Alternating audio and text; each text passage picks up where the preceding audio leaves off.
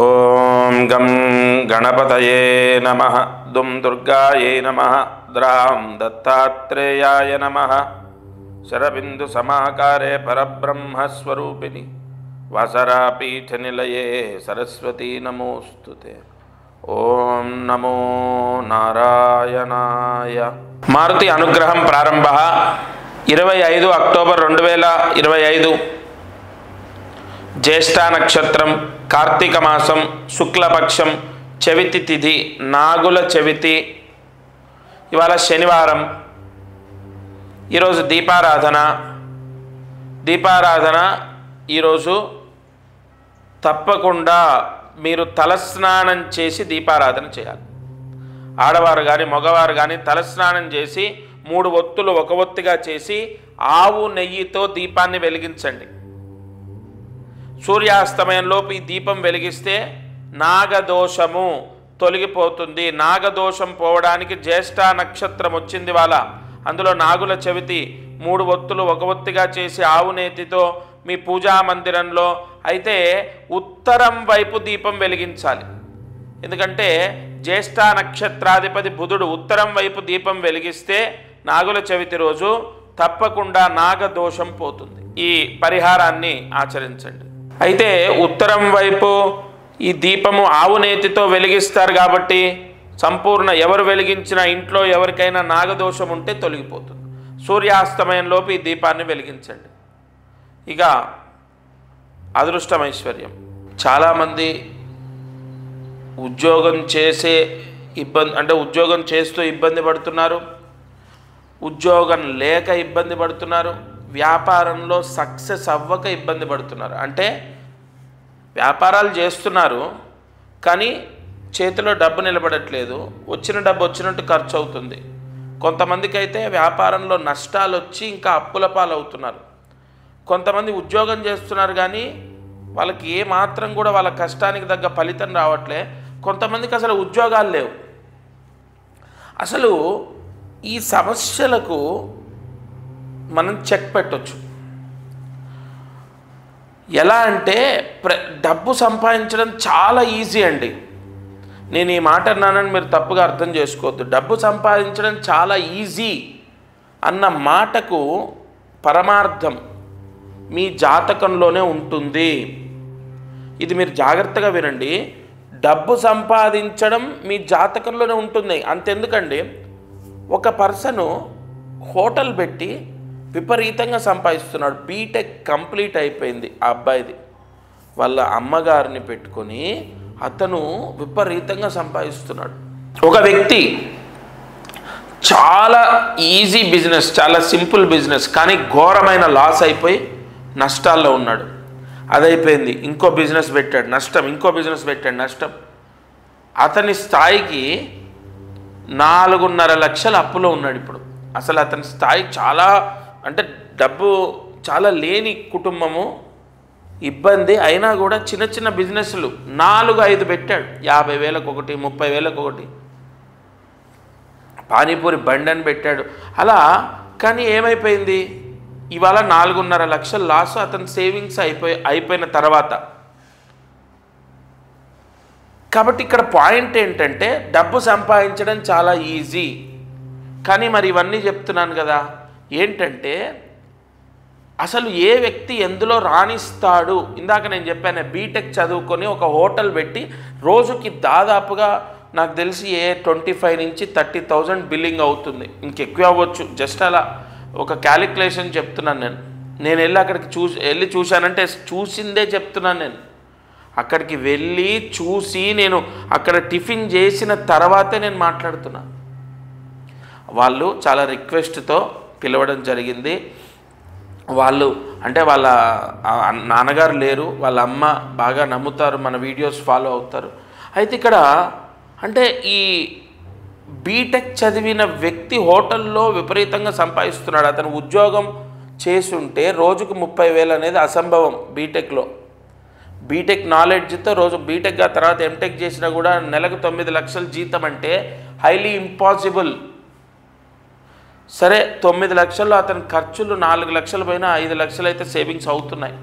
ఎందుకంటే ఎక్కడ ల్యాండ్ కొనాలన్నా ఏదైనా ఇన్వెస్ట్ చేయాలన్నా నన్ను అడుగుతారు వాళ్ళు.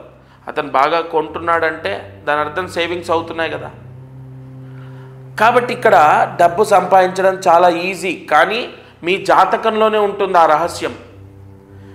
ఏ ఫీల్డ్లో మనం కలిసి అంటే బాగా సంపాదిస్తాం. ఒక ఆయన రియల్ ఎస్టేట్ చేస్తుంటాడు, అంటే రీసెంట్గా నా దగ్గరకు వచ్చి బాధ చెప్పుకున్నారు. రియల్ ఎస్టేట్ చేస్తుంటారు, విపరీతంగా ఆ రియల్ ఎస్టేట్లో సంపాదించి సడన్గా డౌన్ అయిపోయి జీరోలోకి వస్తున్నాడు. రాను రాను రాను రాను టెన్షన్ అవుతుంది.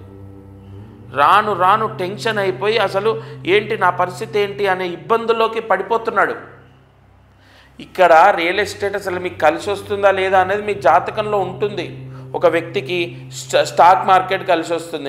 నిజానికి అసలు స్టాక్ మార్కెట్లో లాభపడ్డ వాళ్ళు ఉన్నారా అంటే నా క్లయింట్స్లో చాలామంది ఉన్నారు. నెలకు ఆడుతూ పాడుతూ 3 లక్షలు 4 లక్షలు 8 లక్షలు ఇలా తీసుకునేవాళ్ళు. అంతెందుకు, మా బంధువుల్లో మా కజిన్ అంటే నాకు బ్రదర్ అవుతాడు, తమ్ముడు అవుతాడు, అతను జాబ్ చేస్తూ స్టాక్ మార్కెట్లో ఫర్ మంత్ 4 lakhs సంపాదిస్తాడు. అలాగని స్టాక్ మార్కెట్లో మిమ్మల్ని డబ్బులు పెట్టమని కాదు, అదే తొందరపడుతున్నాం. ఏది మనకు కలిసి వస్తుంది? హోటలా, లేదంటే జాబా, లేదు జాబ్ చేస్తూ బిజినెస్ చేయాలా?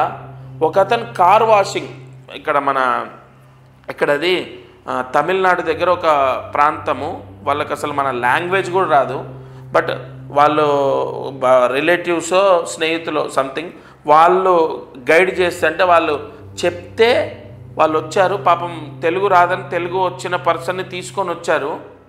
వాళ్ళ కార్ వాషింగ్ పెట్టుకోమని చెప్పా. అసలు జాబ్ చేస్తూ 18,000 22,000 జీతము ఆ అబ్బాయికి. 4 సంవత్సరాల్లో అతనికి ఇప్పుడు 22,000 ఏం సరిపోతాయండి? అవి సరిపోక అప్పు చేసి 3 లక్షలు 4 లక్షలు అప్పులో ఉన్నాడు.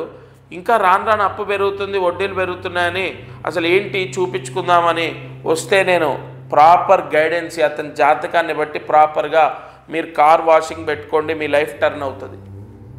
ఇవాళ 60,000-70,000 ఫర్ మంత్ సేవింగ్ చేస్తున్నారు ఆయన. అప్పులు ఎంతండి? 4 నెలల్లో అప్పు తీర్చేస్తాడు. అతనుకున్న 3 లక్షలు. నిజంగా మనకు కలిసి వచ్చే వ్యాపారం మనం అడవిలో పెట్టినా కలిసి వస్తుంది.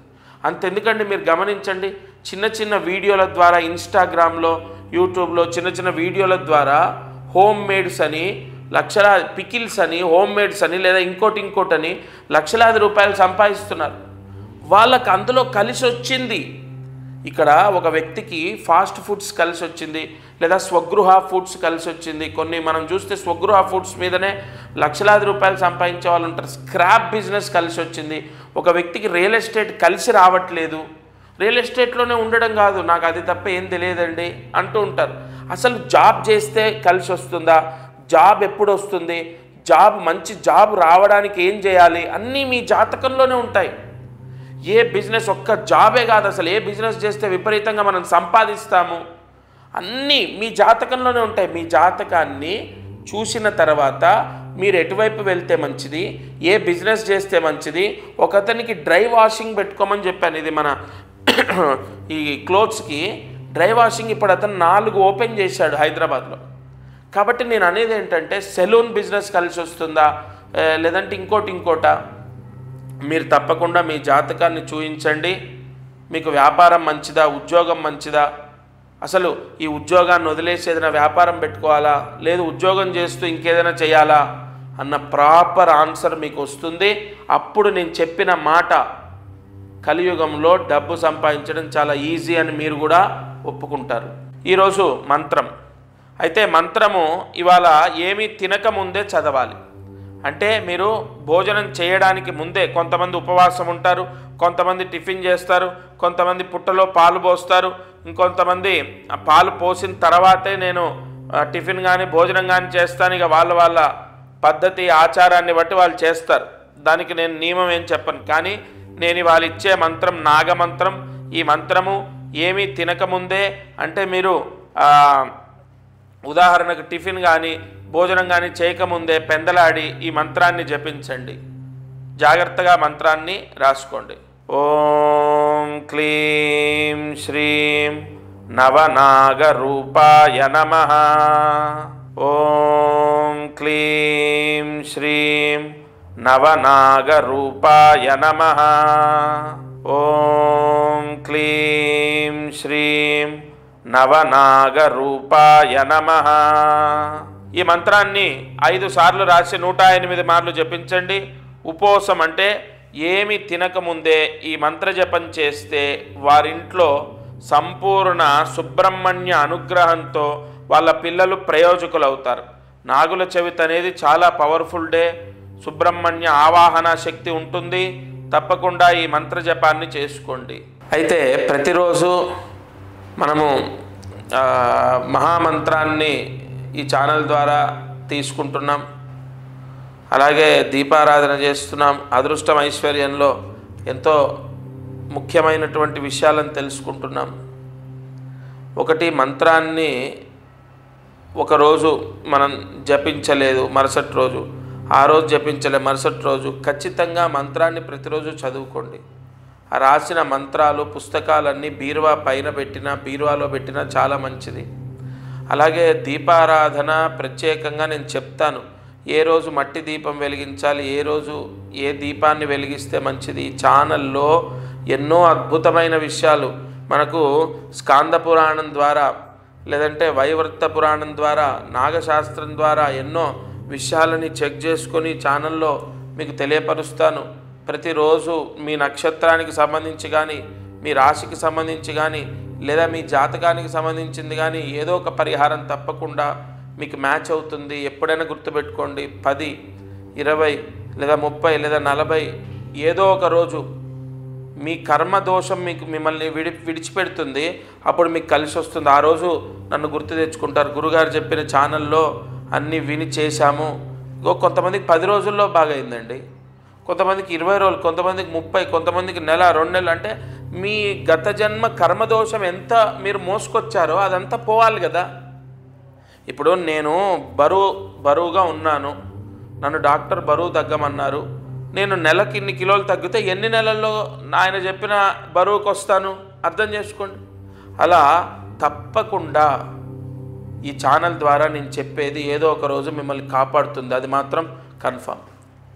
ఇది వాళ్ళ మారుతి అనుగ్రహం కార్యక్రమం. దత్తార్పణమస్తు.